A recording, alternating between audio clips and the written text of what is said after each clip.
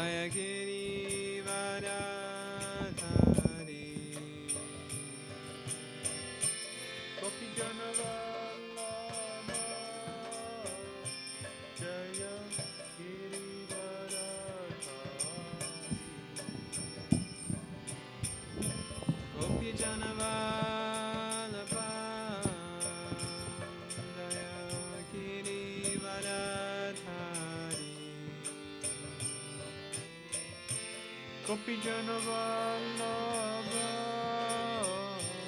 Jaya Giri Varadhari Jasodanandana Jai Pachachanaranja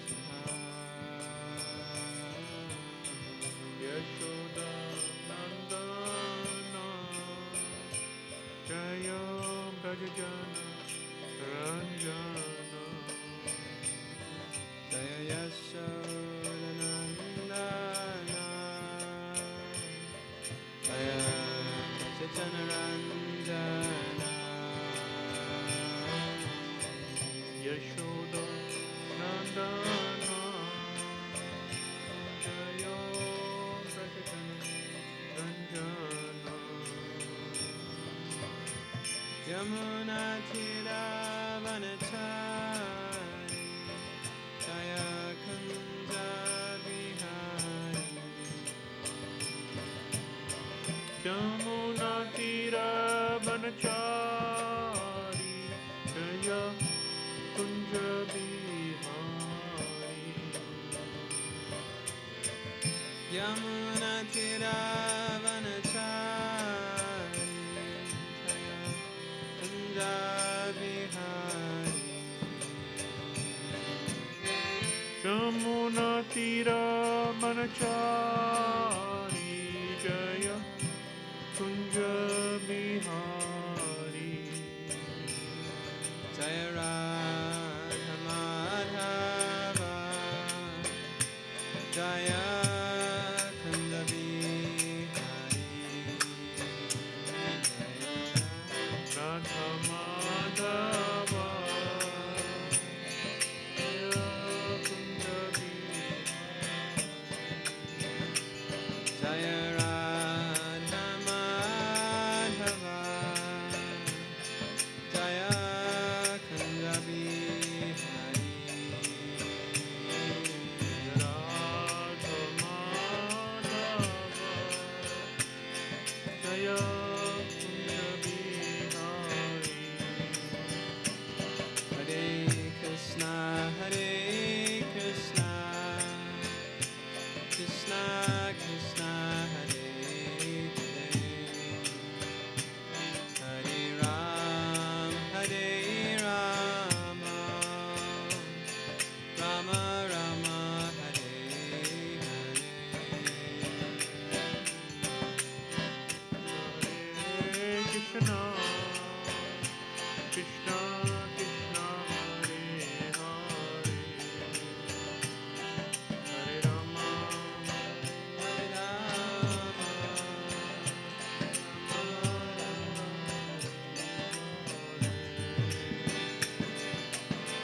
Hare Krishna Hare Krishna Krishna Krishna Hare Hare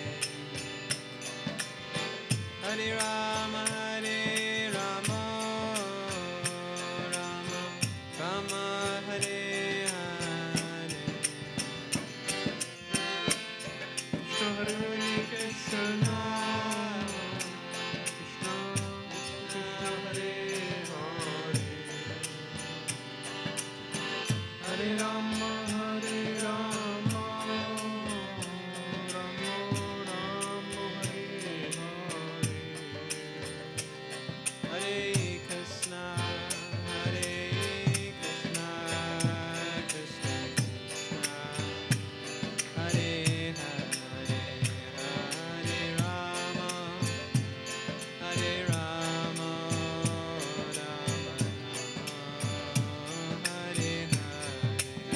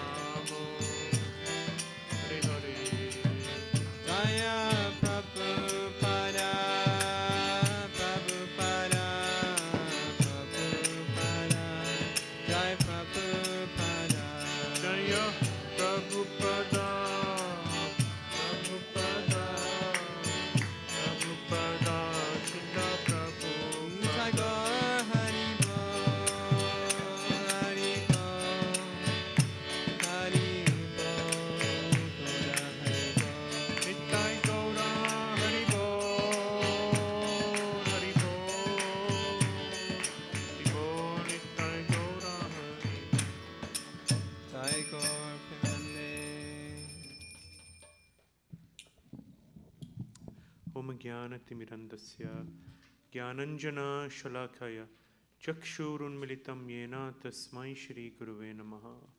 मुखं करोति वाचलं पङ्गुं लङ्घयते गिरिं यत्कृपातमहं वन्दे श्रीगुरुं दीनतारिणं। जय श्री कृष्ण चैतन्य प्रभु नित्यानंद श्री अद्वैत गदाधर श्रीवासदि गौर भक्तवृंद। हरे कृष्ण कृष्ण कृष्ण हरे हरे, हरे Ram Ram Ram Hare Hare. Hare Krishna, everyone. It's a pleasure to be here in ISKCON Seattle. I was here in June 2022. That was my first visit here, actually. And it's wonderful to be back 2 years and 2 months later, almost to the day, actually. My name's Ananda Caitanya Das. Obviously, I'm a brahmachari, I'm a monk, so I live in the temple full-time. I'm from London, you can probably tell from my accent. I was born and bred in London. My parents are from North India, but I grew up in London. I was familiar with ISKCON and Krishna consciousness in my youth, but I became a practitioner when I was at university. I was studying economics at Cambridge University in the UK. In my first year at university, I was 17, turning 18, and that's when I started to practice and take the process seriously. Reading and studying the books, committing to chanting a certain number of rounds a day and building up and so on. After that, I worked in banking for a year and a half as a trader. And then I decided that I wanted to join the temple. So I did so. I spent 10 years in Bhaktivedanta Manor. Has anyone been to Bhaktivedanta Manor? One, that's all. Who's heard of Bhaktivedanta Manor? Okay, so most of you have heard of. You should go. It's a beautiful, wonderful temple, donated by George Harrison of the Beatles to the Krishna consciousness movement. Beautiful place. And then 8 years ago, I moved to Hungary, ISKCON Hungary. So I live in Budapest. It's a beautiful city. And we have a wonderful temple in Budapest. And 2 hours south, a very nice farm community, which is 700 acres of land. 750 acres of land. We have about 70 cows. Organic farm, where we produce 15 types of fruits, around 20 types of vegetables. 300 devotees living there all together. And for the residents, there's no running water and no electricity. It's really simple living, higher thinking. So like village life, like many of your parents or parents' parents would have lived like that in Indian villages. So that's how it used to be, and not just in India, all over. It was really, life was simple, particularly before the Industrial Revolution. So it's a wonderful place to go and to visit. I encourage everyone to do so.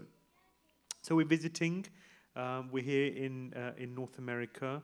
We're coming to the end of a 3-month tour here, where we're giving some classes, some Krishna Katha, and sharing these beautiful books, which you see on the table here to my left. So I'll be speaking a little bit about that today. It's a pleasure to be here in ISKCON Seattle. I really thank Rajraman Prabhu for and the management, the other members of the management, for facilitating our visit.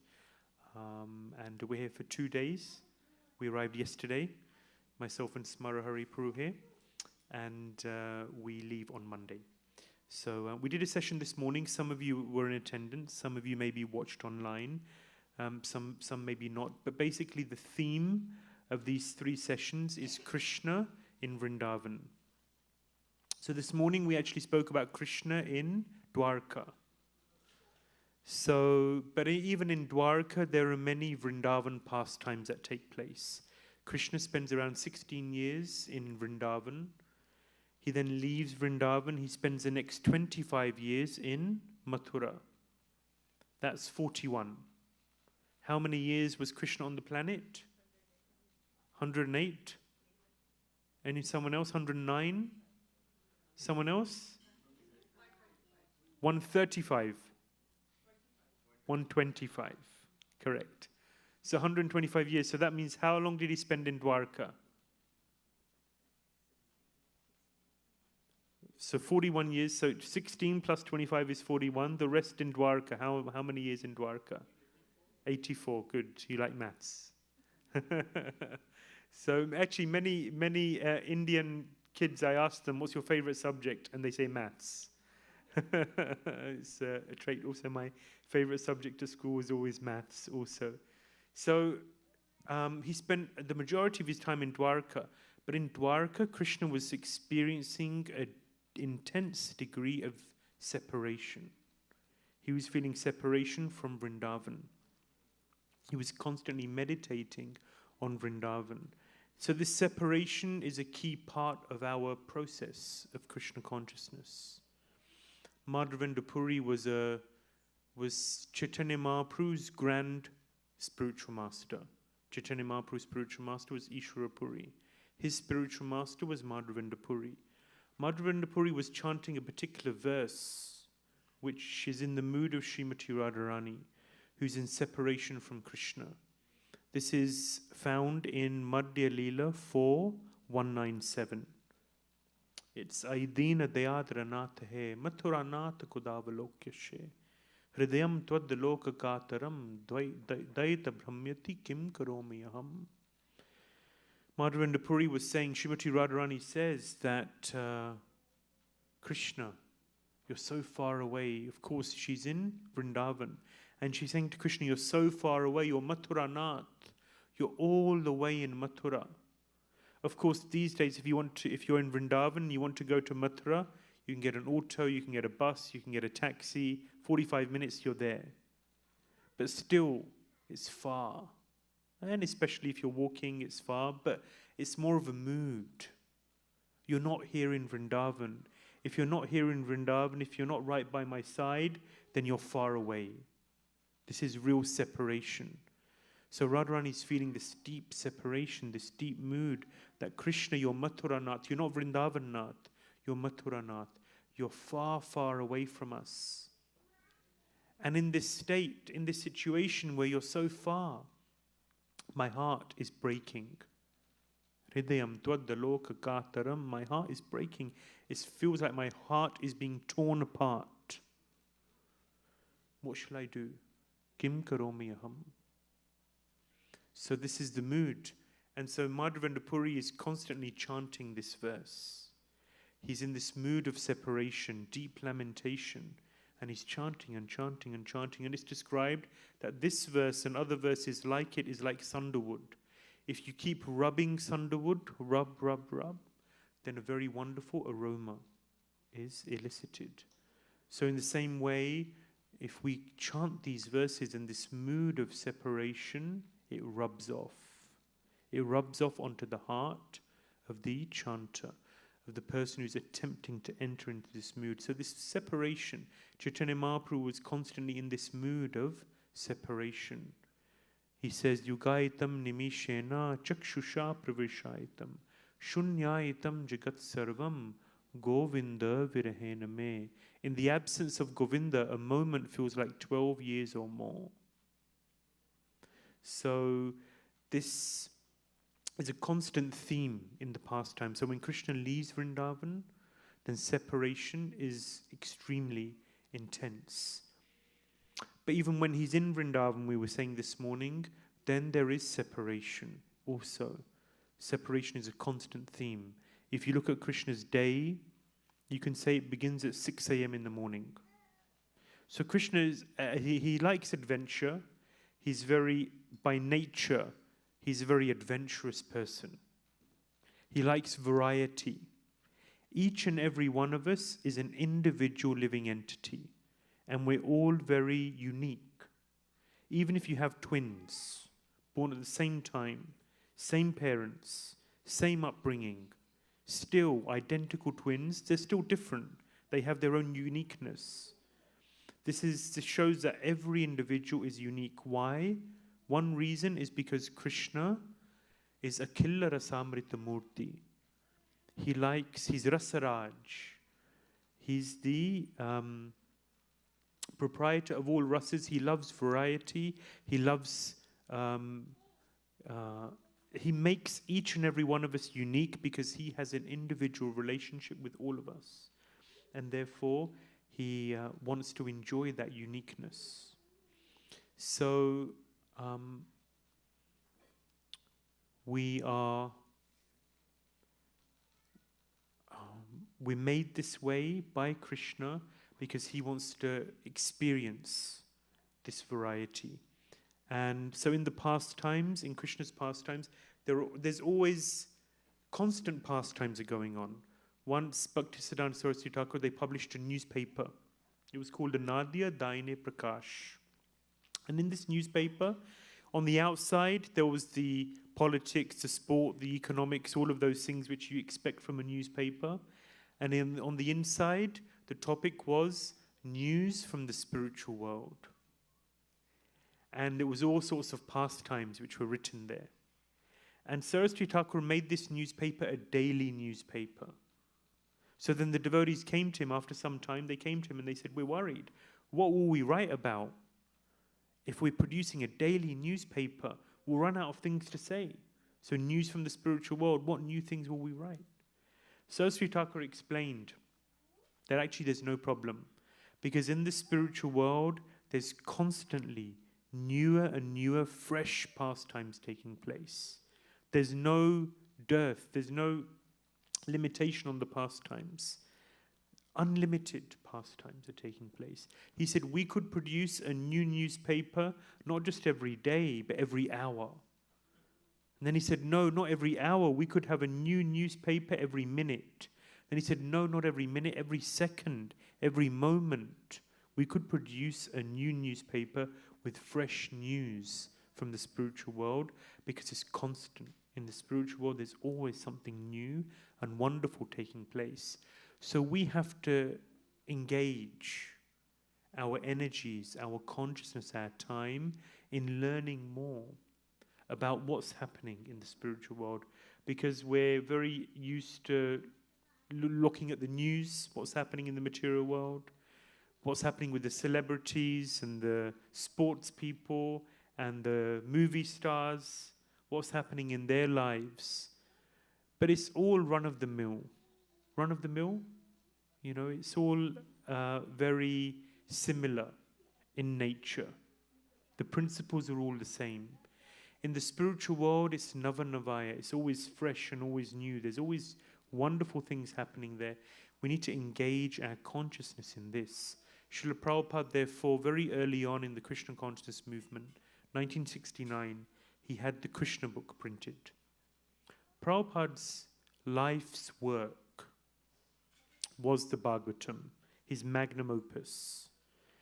But he was concerned. He wasn't sure whether he'd be able to complete the translation of the 18,000 verses of the Bhagavatam. And therefore, he wanted to make sure that the essence was there and available for the devotees. So he produced the 10th canto in the form of a summary study. And that was the Krishna book. So that when devotees, when they say the name of Krishna, it's filled with meaning, it's pregnant with meaning, we say. So Rupa Goswami has a very beautiful verse. He says, when we chant this mantra, Hare Krishna, Krishna Krishna, Hare Hare, Hare Rama, Rama Rama, Hare Hare. When we chant this mantra, it's so beautiful, it's so wonderful, it's so deep. So he says, Tunde tandavali ratim bitanute tundavali rabdhe. Karna krodha kadambini gatayate karnar budhe bhyaspriham cheta prangana sangini vijayate sarvendriyanam kritim no jane janita kiyad biramrite krishneti varnam dvai. He says, when I chant this holy name, when I chant this mantra, not just this mantra, he's talking about the two syllables, Krishna. When he chants Krishna, then it feels like this mantra, these two syllables, this name is dancing on his tongue. So it's an amazing sensation that he's describing. It's maybe an anathema to many of us. When he's chanting the mantra, he feels like he's dancing on his tongue, because actually the mantra is non-different to the name.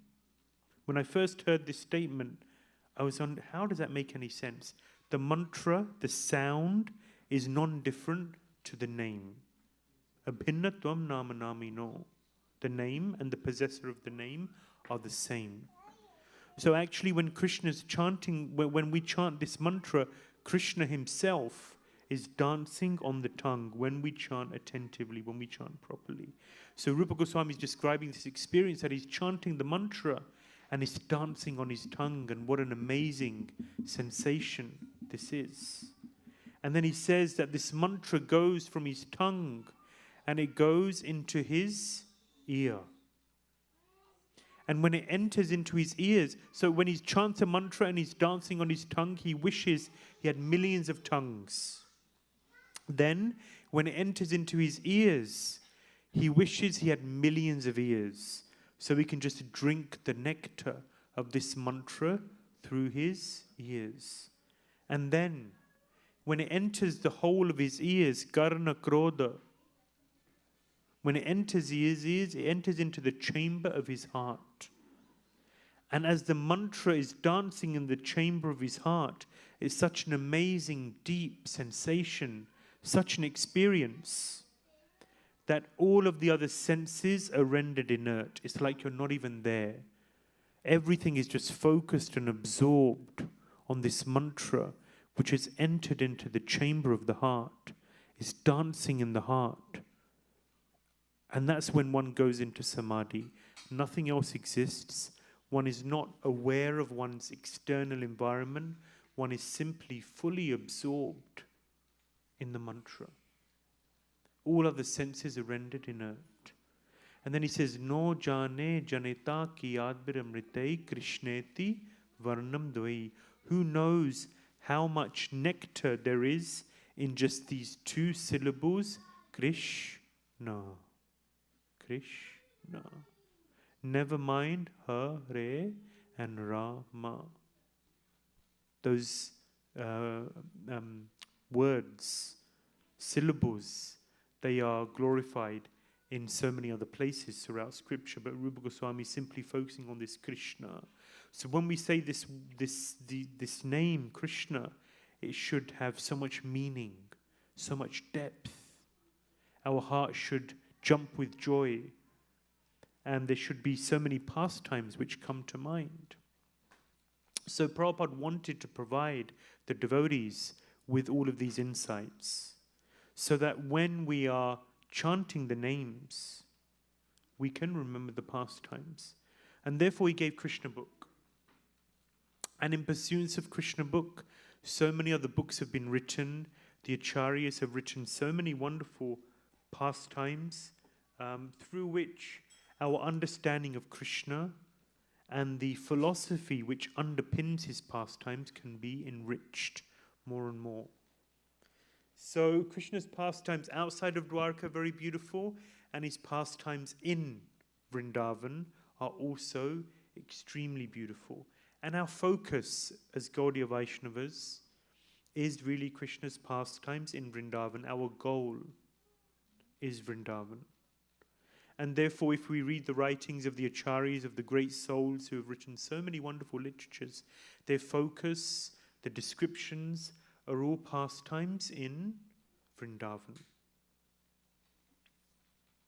So, if we look at, this morning we were talking about Nava Vrindavan and how it transpired that Krishna was stuck in the palace of Rukmini and he had to escape in order to meet Satyabhama, who's Srimati Radharani. In Vrindavan, of course, it's the other way around. Srimati Radharani is stuck in her palace. She's also the daughter of a king, Rishabhanu Maharaj. So, but she's married and she's living in Javat. She has to get away in order to meet Krishna. She has to leave the house somehow without the escaping the vision of her in-laws. She has Jatila and Kutila. Who's heard of Jatila and Kutila? Yeah, the mother-in-law and the sister-in-law. So this isn't just from Bollywood movies, that there's an evil mother-in-law and sister-in-law. This is coming from the spiritual world. This is bona fide. It's not always the case, of course, as I'm sure you know, but it's sometimes the case, that's for sure. I've seen it on numerous occasions. But in Radharani's case, she has a very evil mother-in-law and sister-in-law. We say that they always have their beady little eye on Srimati Radharani. You know, they're always looking like this at her, with an accusatory gaze. They feel that there is something going on between their daughter-in-law, Radharani, and that black snake, Krishna. That's how they refer to him.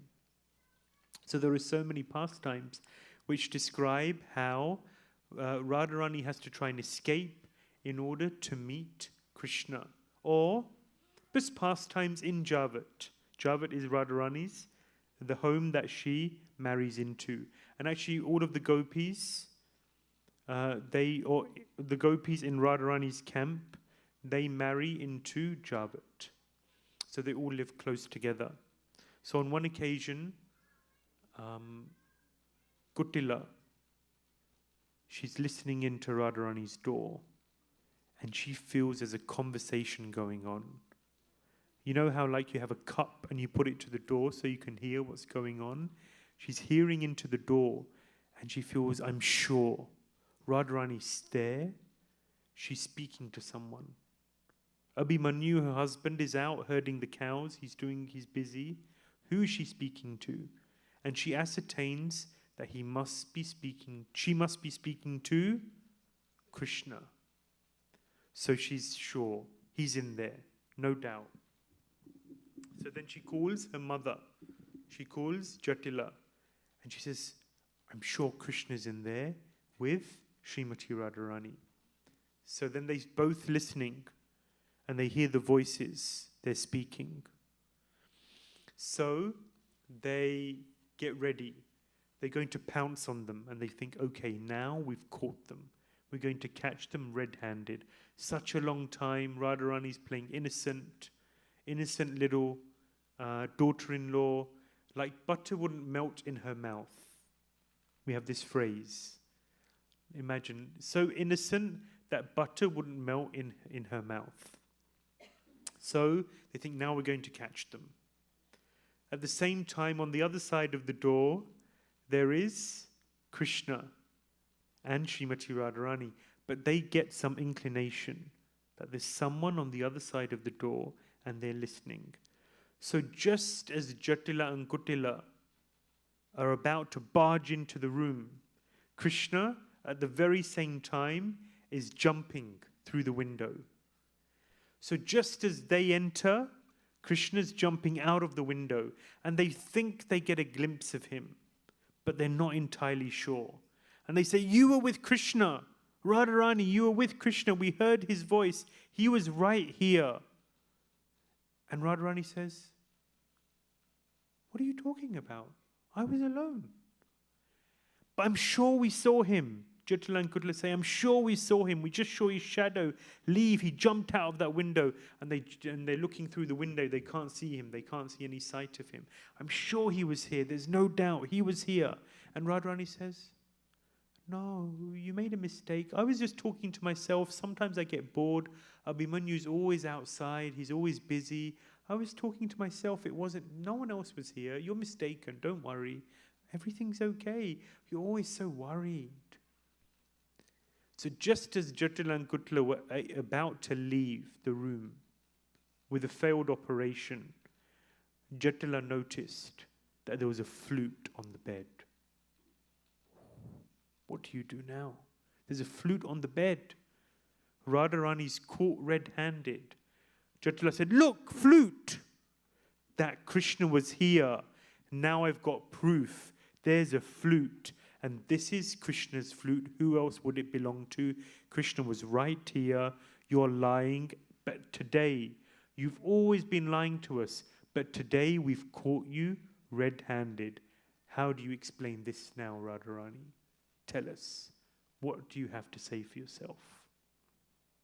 So now Radharani, she is dumbfounded. What do you say? What can she say? Can anyone think of an excuse? How can she prove herself innocent?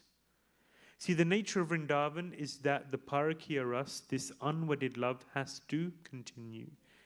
In Dwarka, the steady state is Swakya Ras. So this aspect where Krishna has to escape and meet Satyabhama, it goes on for some time in Dwarka, but ultimately Rukmini finds out and Satyabhama is accepted as a queen. It doesn't remain. The Parakya Rasa hiding doesn't remain. In Vrindavan, the nature of Vrindavan is that this Parakya Ras reigns supreme. Unwedded love is prominent. And therefore, this has to be maintained. But how does Radharani get out of this in this situation? So, there is a personality called Purnamasi, Yogamaya. Purnamasi is the director of the play. Actually, Vrindavan is a stage. It's a play. Every day there is a new script. Who writes a script? Purnamasi, Yogamaya. She writes a script. She's the director. She decides what will happen today. And then she explains the script to Vrindadevi. And then Vrindadevi has to execute. She has parrots. And she sends the parrots as messengers to all of the various personalities who are to take part in the play today, and tells them you have to be this time, this place, and this is your role, this is what you have to do. So like that, the daily pastimes of Vrindavan are orchestrated. So this is going on. So Purnamasi comes onto the scene, and everyone's very respectful because Purnamasi is a Brahmani and they are all Vaishyas. So everyone respects the Brahmanas. So Purnamasi comes onto the scene and everyone pays their respects, and then they say, Purnamasi says, what's going on? What's happening? What's all the commotion about?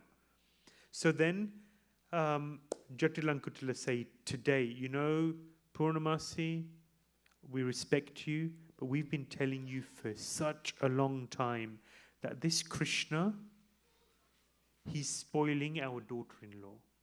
There's something going on between them. We had no doubt, but none of you believed us, but today we found proof. So they explained, we found this flute. We heard them talking, he left. She played innocent, but then we found this flute. So Purnamasi, do you know what Purnamasi said? Does anyone know this pastime? Has anyone heard this pastime before? So don't spoil it. Purnamasi said, oh my God, Jatila and Kutila, you're always making so many stories, it's all in your mind. What are you talking about? There's just one flute. Don't you know that last night it was raining flutes? It was raining flutes last night. And then they went to Kutila's room. Come, let's go to Kutila's room. In Kutila's room, there were 3 flutes. And Jatila started to beat her daughter, saying, you're a black spot on the family.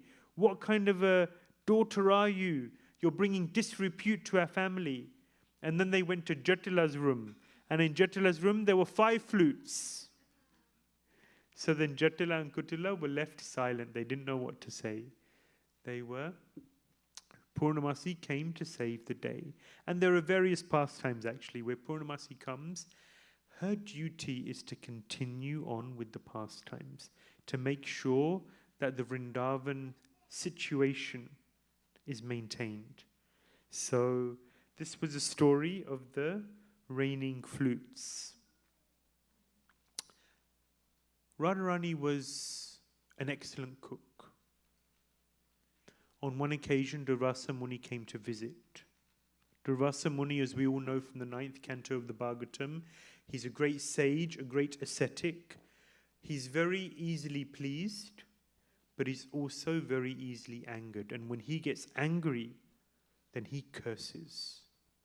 And Durvasa Muni is someone who you don't want to be at the wrong side of. When he curses heavy. So he's very easily angered. So Durvasa Muni came to visit, and Radharani was serving him. And she managed to please Durvasa Muni with her service. So then Durvasa Muni gave her a benediction. He said, whatever you cook, whoever eats your cooking will live a long life. A long life, but not just a long life, a very healthy life. And whatever you cook will taste like Amrit, like nectar. This was Durvasa Muni's benediction. Number one, it will taste like Amrit. Whoever eats it will live a long life and a very healthy life. Of course, Radharani doesn't need a benediction from Durvasa Muni, but this is just a pastime. So when Mother Yashoda learnt that Durvasa Muni had given this wonderful benediction, this great sage, again, they don't consider themselves as anything special. Mother Yashoda doesn't think that I'm the mother of the Supreme Personality of Godhead and therefore I'm something special. They just consider Krishna to be a wonderful blue boy. So sweet, so lovely, so wonderful. They don't consider him to be God. So Mother Yashoda says that this great Durvasa Muni, we're Vaishyas, he's a great Brahmana, and he's benedicted Radha with such a wonderful boon. I should make sure that Radharani cooks for my Krishna. So on a daily basis, Radharani walks from Javat to Nandagram. And she walks in order to cook for Krishna.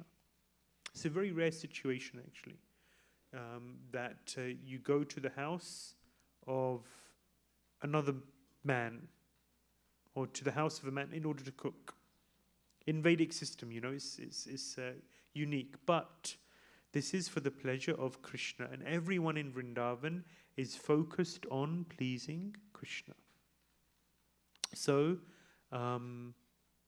every day Radharani goes to cook for Krishna, and she goes with her girlfriends, and they will assist her, and they cook. And when they cook, then they watch Krishna. After they've cooked, it's served, and they watch. They watch Krishna eating, and they want to see is he satisfied? Is he enjoying the meal? And Krishna always leaves a little bit of Mahaprasad for them. He never finishes his plate. He always leaves some Mahaprasad, and he's thinking that Radharani's gone through so much toil and trouble to cook for me. I should at least reciprocate in some way.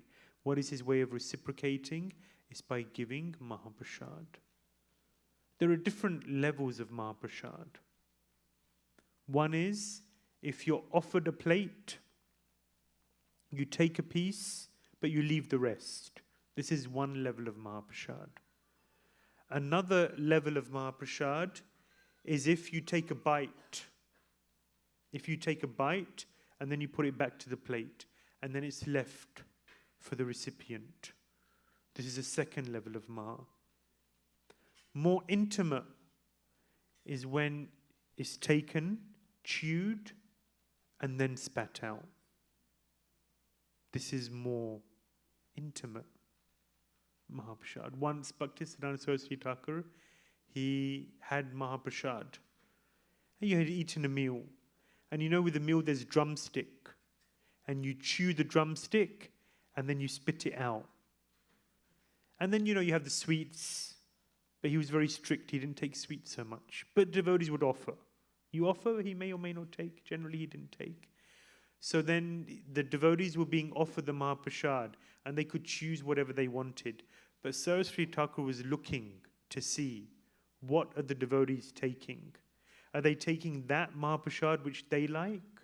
Or are they taking that Mahaprasad which will give them the most intimate connection? So he was commending the devotee who took the drumstick. Because actually that's more intimate. Because he had chewed it and spat it out. And then the most intimate is when it's from one mouth to another, direct, dropped. That's the most intimate. So sometimes Srimati Radharani offers her Mahaprasad to her servants in this way. So there's different grades of Mahaprasad. So Krishna is, he always leaves some Mahaprasad for the pleasure of Srimati Radharani and her assistants. So Radharani is very happy. She gets the Mahaprasad. She wraps it up and ties it in her veil. And she's just about to leave. But then Mother Yashoda comes, says, "Come, sit down." So she sits Radharani down on her lap. And then she starts glorifying Srimati Radharani. She says, "You're so beautiful. You're so wonderful. You're so unique." She says, "When you grow up, then I want to make sure that you marry my Krishna. You're the perfect bride for my Krishna. You're a match made in heaven." As she's doing this, Mother Yashoda is rubbing haldi, turmeric, into Radharani's hand. It's very, very beautiful. When does a girl have turmeric in her hand? Yes. So Mother Yashoda is very much in this mood that she wants Radharani as her daughter-in-law. So when Radharani sees this, Shishi Radha Nilamadhav ki, Shishi Gaunitai ki, Jagnaballe Subhadramai ki, Sitaram Lakshan Hanuman ki jai, Shingadev Bhagwan ki jai. Many deities we have. So when Radharani sees her hand and she sees the turmeric in her hand, she says, "Oh my God, she's so shy." Of course, this is her dream as well, to marry Krishna. But she sees her hand, it's got haldi in it, and then she runs away. She's shy. And as she's walking with her friends, with her girlfriends, they say, if anyone sees your hand, you have to be very careful. If anyone sees your hand, then they will think so many things. What's going on here? Already she's getting married at such a young age, no arrangement, what's going on? They'll start throwing so many accusations. So you better find the closest pond or lake and wash your hands. So they find a pukur, Bengalis pukur, lake. And Radharani starts washing her hands. And she's washing and washing and washing. And as she's washing, she's just meditating. She's lost in thought. Because Radharani, Mother Yashoda's proposition, the picture Mother Yashoda painted was so beautiful, was so wonderful. Radharani starts thinking, wow. So she's lost, she's absorbed in this thought. And as she's absorbed, she goes into this ecstasy. And so it's not just a turmeric that's washed into the lake, but Radharani's consciousness enters into the lake. Radharani is Tapta Kanchana Gaurangi Radhe Vrindavaneshwari. She's golden. Why is Radharani golden? Because her consciousness is golden. The color, if we are to assign a color to prema, then it is molten gold.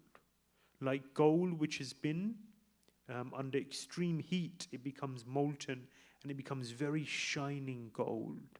This is the color of prema. So Radharani is prema personified. Yeah, she's a personification of prema. So Radharani, she's so absorbed, her consciousness enters the lake, the whole lake becomes yellowish. And then her friends call her, "What are you doing? What's taking you so long?" So then she awakens from her reverie and they go along their way. But the lake is now yellow. What is yellow in Hindi? Pila. In Bengali is pili or pili pukur. This is a pastime of pili pukur, is described. Locally, this is how it's known. So, sometime later, Krishna is trying to find a calf. It's gone missing. And he comes close to this lake. As he comes close to the lake, he's just naturally somehow drawn towards the lake. He can't stop himself. And he just goes to the lake. And he just jumps in. He doesn't know what's going on. And when he's in the lake, he's just absorbed in bliss. Because what is he absorbed in? He's absorbed in the mood of Srimati Radharani, this love of Krishna, this deep love of Krishna. And so Krishna takes in this mood. And then he comes out. And Krishna is golden. Because he's taken in the bhav of Srimati Radharani. Who does this remind you of? Chaitanya Mahaprabhu Gauranga. Who is Radha Bhavadyuti Sovalitam Naumi Krishna Swarupam. Krishna with the mood and complexion of Srimati Radharani. So this pastime is a precursor to the advent of Sri Chaitanya Mahaprabhu, the pastime of Pili Pakur. After some time, of course, the effect wanes and Krishna returns to his blackish form. But he's dizzied for some time, just experiencing this great ecstasy, the bliss of being a devotee of Krishna, of loving Krishna. It's such a unique, wonderful experience. And it stokes that fire in Krishna's heart to experience more what it's like to be a lover of Krishna. One last pastime. On one occasion, Krishna he was very sick.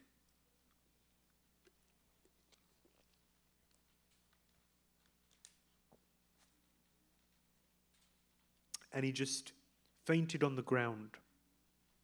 And Mother Yashoda was beside herself. She didn't know what to do. What do we do now? Krishna's sick. He's fainted. What's happened? What will happen to him?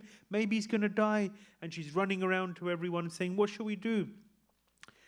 So then a doctor comes down the road. Actually, Krishna has expanded. And a doctor comes walking down the road. And Mother Yashoda says, Doctor, you've come just at the right time, please. My Krishna's here, he's fainted, he's not moving. What's happened to him? Please, give us some solution. Give us some medicine. So the doctor comes along. He's dressed very old with a beard, you can't recognize that he's Krishna. And he takes out his stethoscope. Of course, okay, he doesn't have a stethoscope, it's 5,000 years ago. But he starts doing all sorts of tests. Okay, he checks a pulse. Ayurvedic doctor. Checks a pulse. And he says, the situation is very critical. It's very serious. There's only one solution. We need some water from the Ganges. Mother Yashoda said, of course, we'll bring water to Ganges. Yamuna's right here, we'll bring water. We can bring tons of water. He says, no, listen. There's a pot. And in this clay pot, you have to drill 100 holes into the pot. And from this pot, the purest woman of Vrindavan has to go to the Yamuna, fill the pot with water, bring it back, and sprinkle Krishna with the water from this pot. Then and only then will your son be cured of his malady. This is the only solution. Otherwise, another hour and he's finished. Mother Yashoda's hearing those words is so difficult. So she's running around. She says, okay, I'll do it. Give me the pot. No, not allowed. You're the mother.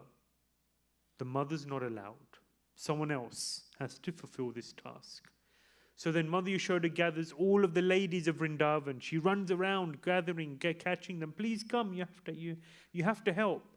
So she sends the ladies, go to the Yamuna with this pot. The pot has 100 holes. Each of them, one by one, they take the pot. They fill it with Yamuna water. But as they're walking back to Krishna, all of the water empties. They come back with an empty pot.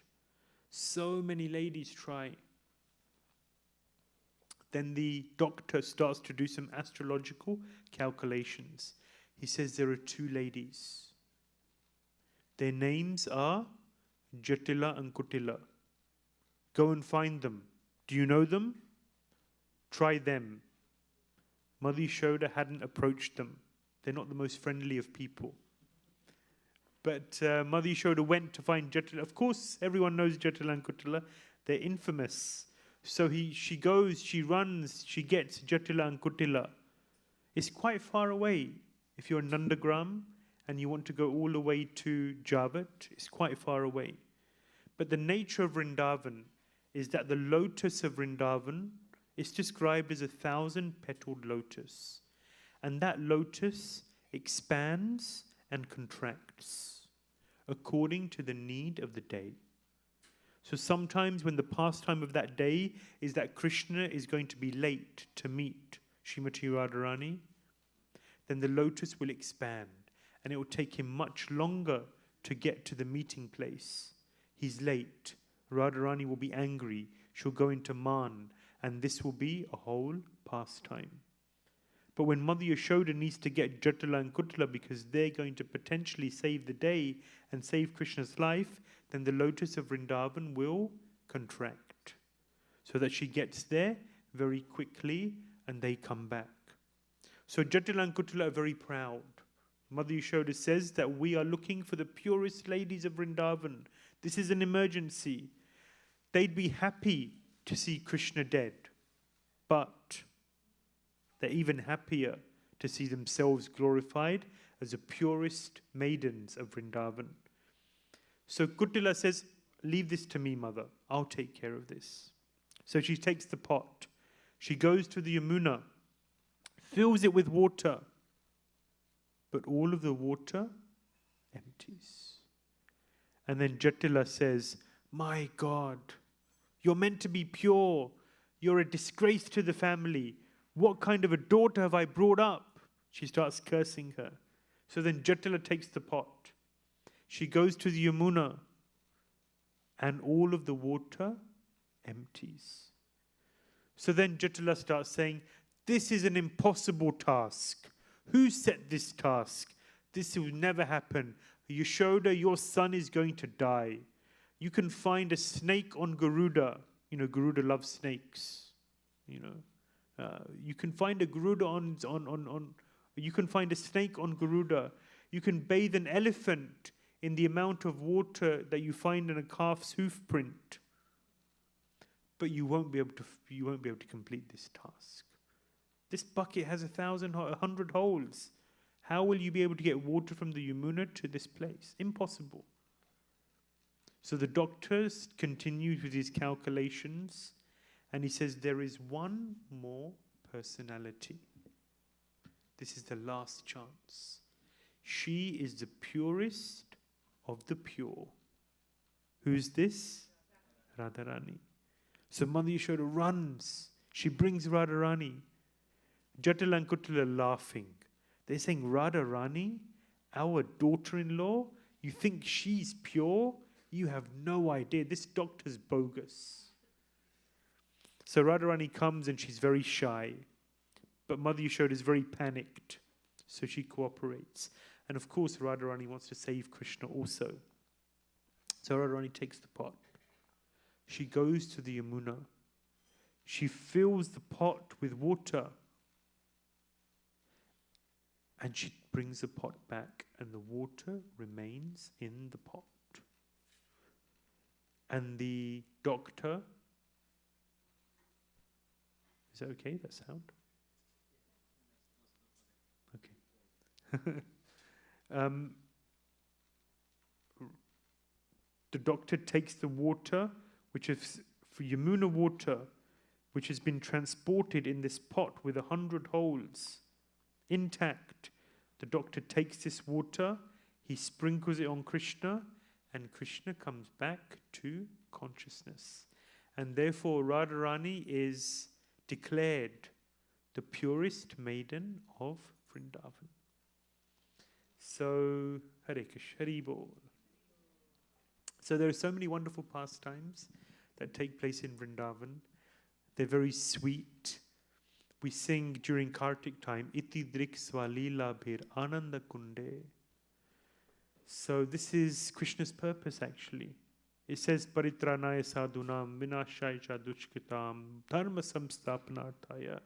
3 different purposes Krishna comes for, but actually anyone can annihilate the miscreants.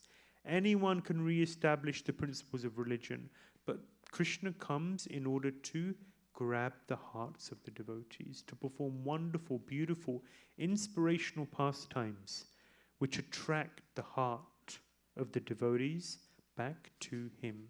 This is the real purpose of Krishna's advent.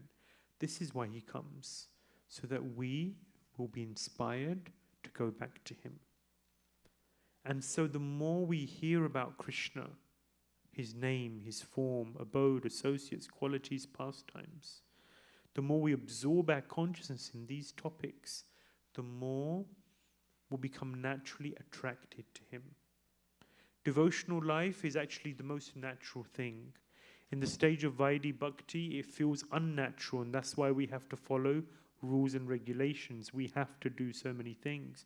But actually for the jiva, Jivera Swarupa Hoy Nityera Krishna Das, this is a natural inclination of the soul, of the individual, is to serve Krishna. We have to very quickly return to that situation, to that position. And that means Tivrena Bhakti Yogena. We have to engage in intense devotional service. We have to really mold our lives in such a way that we can spend quality time with Krishna. And that really involves hearing about Krishna and chanting about Krishna. Chaitanya Mahaprabhu is described as a mali, as a gardener. And he says, Shavana Kirtana Jale Karila Sechan. The creeper of devotion. We all have a creeper of devotion which we're cultivating. We have to be very careful. We have to protect this creeper from the weeds, especially whilst our creeper is relatively weak. And we have to make sure we water the creeper. What do we water the creeper with? With the water, Jale, Shravana Kirtana Jale. With the water of Shravana Kirtana, hearing and chanting about Krishna. So we have to make sure that our hearing and chanting is of very high quality. So in pursuance of the Krishna book, Srila Shiva Maharaj has written so many wonderful books which describe the pastimes of Krishna, which allow us, inspire us to absorb more and more in Krishna's wonderful, beautiful pastimes in Vrindavan. So there's hundreds of beautiful pastimes which are described. And we're going to play a little video where Maharaj is speaking about these books. And there's 2 sets of books here. This is really Maharaj's life's work. They're very beautiful, very high quality books. I think we're ready for the video, so we'll play that and then I'll speak a few words. I'll speak a few more words and we'll have some time for questions. Yes, please. Hare Krishna. I'm here accompanying Ananda Caitanya Prabhuji to introduce to you our latest literary offering. This comprises of 2 sets of books, the Navaraja Mahima and Krishna in Vrindavan series in box sets. So first I'll explain a little what Navaraja Mahima is about. It's in 9 volumes, and the underlying inspiration is Srila Prabhupada's Krishna book. It contains 600 of my favorite pastimes, of course, of Krishna's Vrindavan Leela, and it's projected onto the canvas of New Vrajadam, hence we call it Navaraja Mahima. The 9th volume is a map book that describes the places in which all of these pastimes took place. This is not a children's book, but like Krishna book, it's for children, for adults, for paramahamsas, and for beginners. And like Krishna book, there's quite a minimum of philosophy. This book took me 5 years to write. so 12 hours a day, 7 days a week. And of course, the production is really high grade. We have first class paper, gold edging, gold blocking on the artificial leather cover. There are 400 pieces of art within the book, and these books will certainly last you many, many lifetimes.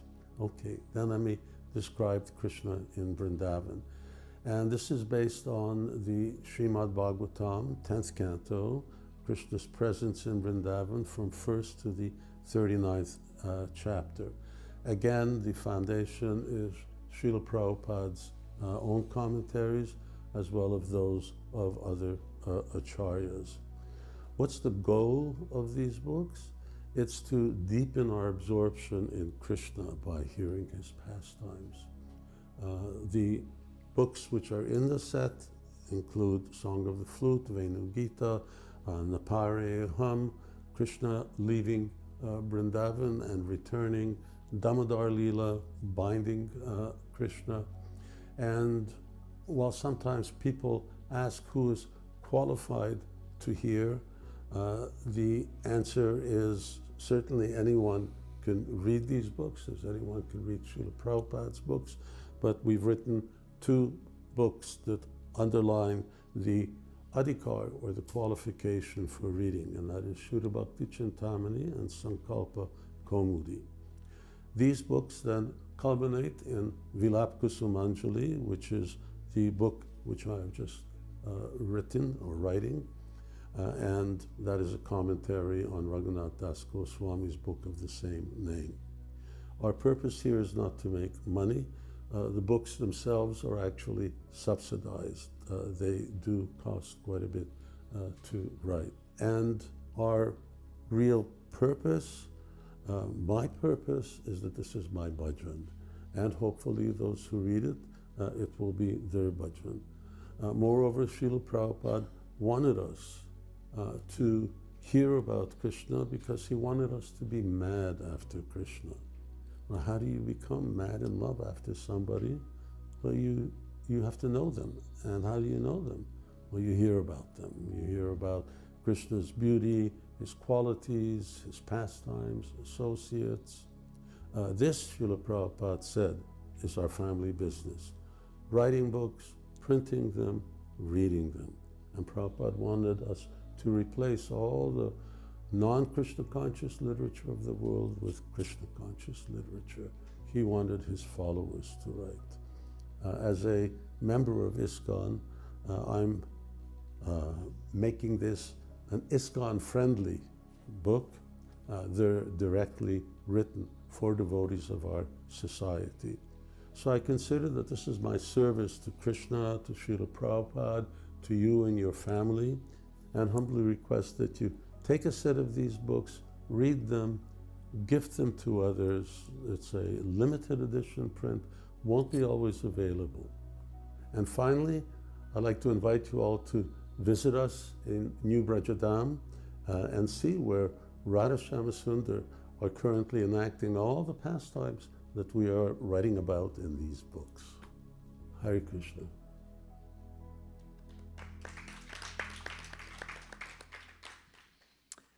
Hare Krishna. So we've been, for those of you who were there this morning, you'll know, but we've been on a 3-month tour here in America. This is our very last stop here in Seattle. So we're hoping for a very positive response from you all, and already this morning we did have that. Yeah, we've been touring. We've done 11,000 miles on the road by car in 11.5 weeks. We started in Houston, and we went all the way around up the East Coast into Canada and back into the US and all the way back down to Houston, zigzagging often also around the country. And then yesterday we flew here to Seattle to meet all of you and to share these beautiful books with you all. They're limited edition prints. Navaraj Mahima was out of print for 10 years. Many, many devotees were after them. Then eventually we reprinted them. And the nature of these books is that Maharaj is writing more and more, and the focus goes on to those books which he's writing. and less so on previous titles. It's the first time we've had the Krishna in Vrindavan series all together in one set at the same time in beautiful box sets. They're printed in Hungary using the best printer in the country. They're very high quality and very beautiful books. And the purpose of the books is to really inject Krishna into the heart of the devotee. To really inspire the devotee that this is what I want in my life. We have so many desires. If we look deep into our hearts, so many desires that are there. We have to cultivate real spiritual desires. How do we cultivate spiritual desires? The more we associate with devotees, advanced devotees who have spiritual desires, the deeper and attentive, the deeper and more attentive our chanting, the more spiritual desires will be cultivated, and the more we read and study about Vrindavan and Vraja Bhakti, the more those spiritual desires will take root and be cultivated in our hearts. So that's really the purpose of these books. They're promoting Krishna consciousness, and promoting Vrindavan. So please do take a look and take a set or two before you go this evening. Are there any comments, questions before we close? Anything anyone would like to say? One person. Something. It can be the ladies also. Something, someone. Yes. Thank you so much for coming to Seattle, and it's really been a pleasure to know, especially the morning one, Vrindavan in Dwarka. It was amazing. So, yeah, thank you so much for coming to Seattle, and please come. Hare Krishna. Thank you. Everything I said is from the books. But a question. Our tradition is based on question and answer. Bhagavad Gita is 700 verses, question and answer. Arjun asking questions of Krishna.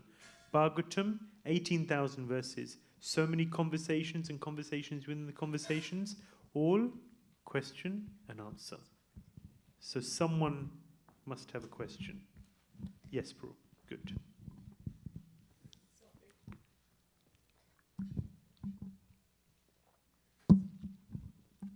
Hare Krishna Prabhuji. My question is, Radharani getting married to Abhimanyu, how do we take whenever we hear this pastime? In the past also Prabhuji's Maharaj said, Abhimanyu is also nothing but Krishna. But so then whenever we hear of this, we have some conditioning of Radharani is Abhimanyu's wife and Krishna also existing separately.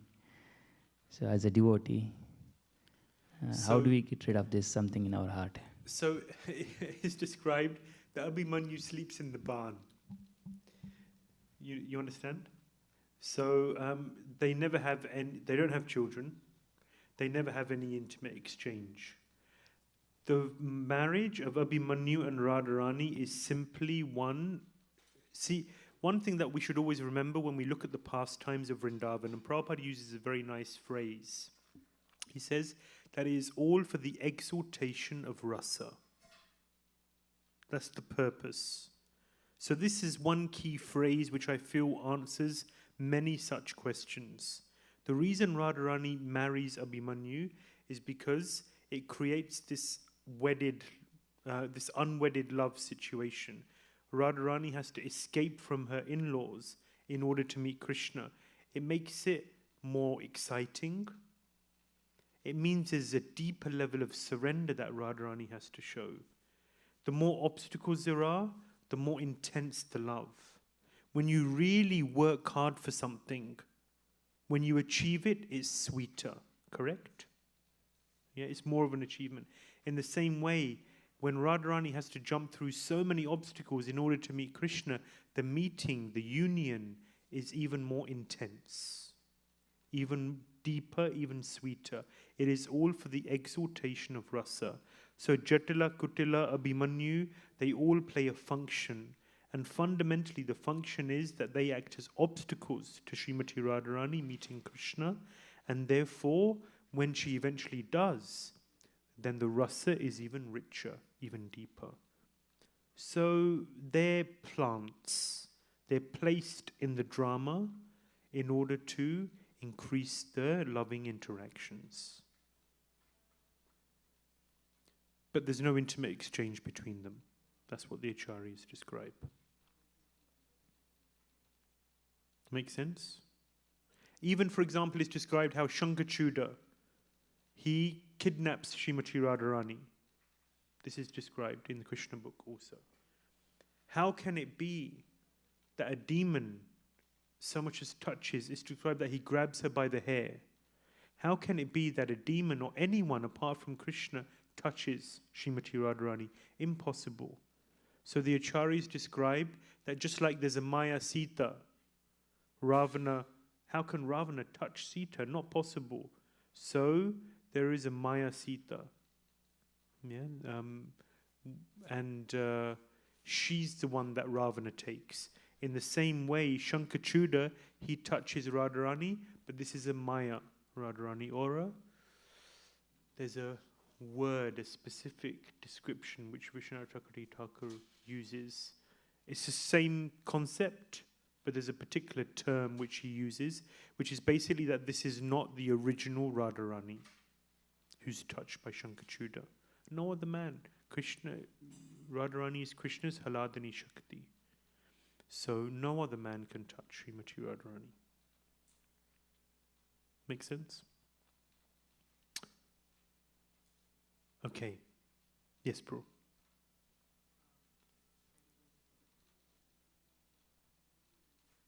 Prabhuji for the class. Prabhuji also talked about Jatila and Kutila, and in the past times they were characterized as evil. So how such personalities can exist in spiritual world when they call us evil? Yes. You know, the spiritual world is much more of a variegated place than we realize. There is enmity in the spiritual world. Yeah.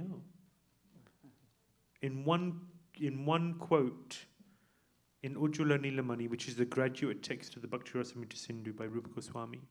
See, in Bhakti Rasamrita Sindhu, Rupa Goswami talks about Dasyaras, Sakyaras, Vatsalyaras, and Madhuryaras. He talks about all of them and describes them from various angles. And there is more of a focus on Madhuryaras, but in Ujjwala Nilamani, which is the sequel, is simply a description of the Madhuryaras. That is the absolute focus of that book. So in Ujjwala Nilamani, it describes that Chandravali says, I hate Radharani. I hate her. Why does she hate her? It's because Radharani can be so rude with Krishna, so harsh with him, so unforgiving, so heavy with him. And she thinks, how can anyone treat Krishna in such a cruel way? My wonderful, loving Krishna, he's so soft, he's so nice. So it's because they have different moods. Radharani is described as a left-wing gopi. Don't think of this as the politics. This is how it's described. So Radharani's left-wing, Chandravali's right-wing. In this case, left-wing means she's fiery, she's strong-willed, she can be uncooperative. Man, you know, this jealous anger is often a trait that she exhibits. Whereas Chandravali is very soft, is very compliant, very agreeable, never complains, always kind, always very cooperative with Krishna. This is her mood. So when she sees the way Radharani deals with Krishna, she feels, my God, this is terrible. Poor Krishna. Why should Krishna have to put up with this? So there's different moods in Vrindavan. There's different camps in Vrindavan. So in the same way, Jatila and Kutila, they have a particular mood, and their mood plays a certain function. Number one, it creates in Radharani this mood of, my God, my in-laws are terrible, my household life is terrible, I want to get out of here. Number two, they act as obstacles to Krishna, to Radha and Krishna meeting. And that obstacle all leads to the exaltation of rasa. It increases the element of separation, so then when there's union, that union is richer and deeper. Rupa Goswami says, Navvina vipralambhena sambhoga pushtim ashnute. Without vipralamba, separation, union is not nourished. Yeah? So the deeper or the more obstacles there are which create more separation, the deeper the union when it happens. So it's all for the loving pastimes, all for the exaltation of rasa. They all play a function. Like demons. Are there demons in Vrindavan? In Goloka Vrindavan, in the spiritual world, there's no demons. But there's the fear of demons. There's this thought that demons may come, demons may attack. So they play the function of increasing the excitement. Exaltation of rasa. Okay. Thank you so much, everyone, for your kind attention. I wish you a wonderful evening. I'm sure we'll see some of you tomorrow. But before you go, please come over to the table and take a look at the books. Grantaraj Srimad Bhagavatam ki jai, Srila Prabhupada ki, ISKCON Seattle ki, Gaur Bhakta Brinda ki, Nittai Gaur Premanandi.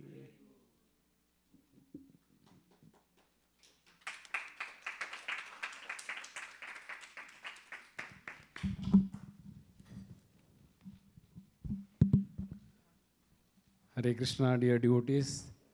Thank you for joining for this second session of the Krishna and Vrindavan series.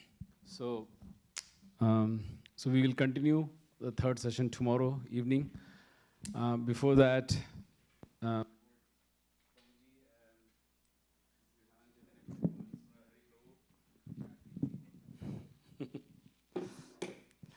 they will be also joining us in the Vrajotsav festival tomorrow in the farm. And please join us there because the mood is Vrindavan. I think everything is culminating just unplanned actually, right? So we are having Janmashtami in few days. And then Harivamsha Prabhu is here and we are celebrating Vrajotsav. And then here we are discussing about Krishna and Vrindavan series. So tomorrow you will experience some of the Vrindavan aspect in physical, actually in terms of the play, the bhoga that will be prepared, and the talk and the consciousness. So please join us tomorrow in the Vrajotsav festival tomorrow. So let's express our gratitude and thank His Grace Ananda Caitanya Prabhu for walking us some of the very unknown pastimes of Krishna and Vrindavan by loudly chanting Hari Bol 3 times. Hari Bol! Hari Bol! Hari Bol! As Prabhu requested, please, they will be here for some time, so please go and see the books, experience it, and let me know as this is the last stop for them before they head back to Krishna Valley. So let's give our tremendous support for them because they have been touring very tirelessly for